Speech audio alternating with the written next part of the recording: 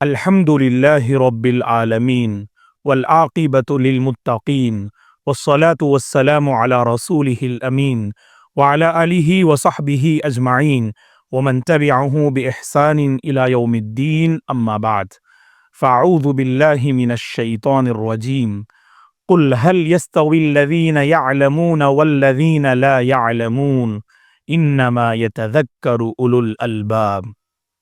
محترم ناظرین، علم سے انسان کی پہچان ہوتی ہے، علم سے انسان حقیقی سربلندی حاصل کرتا ہے، علم کامیابی اور ترقی کا راز ہے۔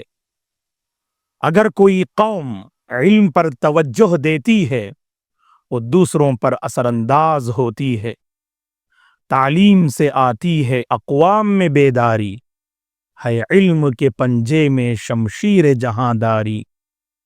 موجودہ دور میں ہم مسلمانوں کو علمی میدان میں آگے بڑھنے کی ضرورت ہے، اپنے علم سے لوگوں کو متاثر کرنے کی ضرورت ہے۔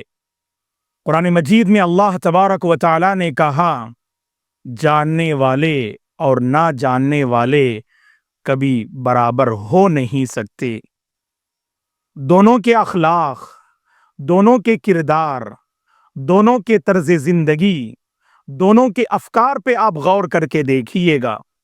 صاحب علم افکار میں اپنی ایک پہچان رکھتا ہے، صاحب علم اخلاق و کردار میں اپنا نمایاں مقام رکھتا ہے، جاننے والوں کا اللہ کے پاس مقام و مرتبہ ہوتا ہے۔ اور ہم مسلمانوں کو پروردگار نے ایمان سے نوازا، اس ایمان کے ساتھ سفر علم کو ہم طے کرتے چلیں۔ اللہ نے قرآن مجید میں وعدہ کیا، یرفع اللہ الذین آمنوا منکم والذین اوتوا العلم درجات۔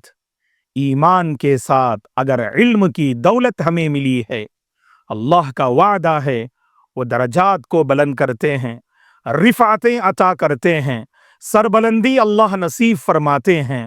موجودہ دور کا یہ المیہ ہے کہ مسلم قوم نے پڑھنا چھوڑ دیا ہے، مسلم قوم کی بنیادی پہچان علم ہے۔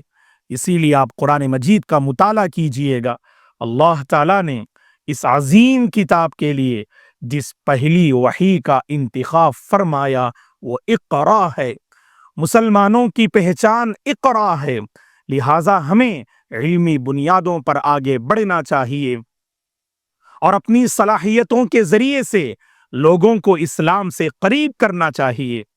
میں والدین سے اپیل کرتا ہوں، سرپرستوں سے گزارش کرتا ہوں کہ وہ اپنے بچوں کو پڑھائیں اور اس راہ میں جو مشکلات آتی ہیں ان مشکلات کا مقابلہ کریں، صبر کا دامن تھامیں۔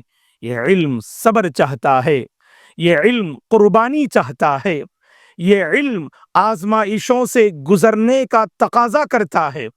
جس قوم نے راہ صبر کو اختیار کیا، جس قوم نے اس علم کی خاطر قربانیاں پیش کی، وہی قوم دوسروں پہ اثر انداز ہوتی ہے۔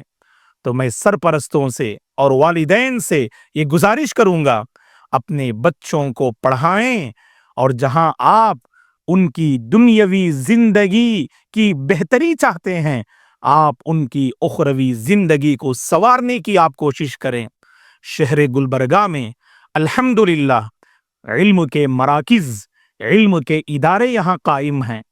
میں شہر گلبرگہ کے مسلمانوں سے خصوصاً درخواست کروں گا کہ آپ اپنے بچوں کی اخروی زندگی کو بہتر بنانے کے لیے انہیں عقیدے کی تعلیم دیجیے گا، دین کی بنیادی تعلیمات سے آپ اپنے بچوں کو آراستہ کرائیے گا، اپنے بچوں کو قرآن سے قریب کرنے کی کوشش کیجیے گا، اپنے بچوں کو مساجد سے قریب کرنے کی کوشش کیجیے گا، بچپن ہی سے اپنے بچوں کے عقیدے کو درست کیجیے گا، توحید کا انہیں پابند بنائیے گا، کتاب و سنت پر مر مٹنے کا حوصلہ اپنے بچوں کے اندر پیدا کرائیے گا، علمی ماحول اپنے بچوں کو فراہم کرانے کی کوشش کیجیے گا۔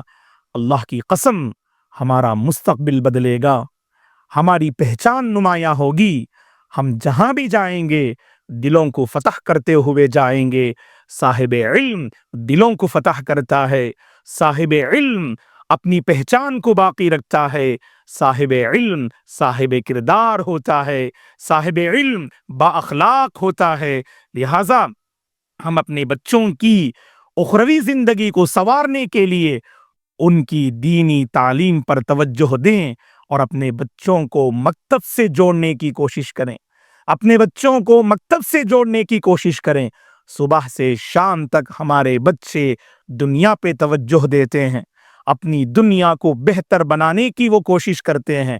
کوشش کرنی چاہیے، آگے بڑھنا چاہیے، محنت کرنی چاہیے اور دنیاوی علم میں بھی اپنا مقام بنانا چاہیے۔